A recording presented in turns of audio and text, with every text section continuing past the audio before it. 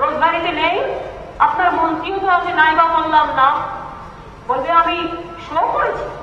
তাহলে আপনি শো করলে অন্যায় না, আমি শো করলে অন্যায়? বলুন আপনারা আমায়।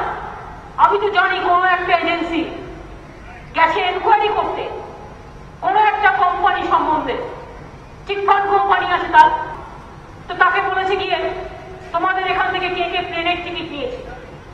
তারা তখন লিস্ট বের করেছে, করে দেখিয়েছে বিজেপির একজন মিনিস্টার, তিনি আবার বাংলা, অন্য জায়গারও আছে কেউ কেউ অন্য কোম্পানিতে। যাই হোক, আমি মিনিস্টার বলছি না, একজন বিজেপির পার্টি মেম্বার, আই উইথড্র। তাকে কি বলেছে, তার 3টে টিকিট নিয়েছে। যেই শুনেছে বিজেপি মেম্বারের নাম, বলছে শিগগিরই বন্ধ কর, খাতা বন্ধ কর, আমরা তৃণমূল কংগ্রেস আছে কিনা দেখি।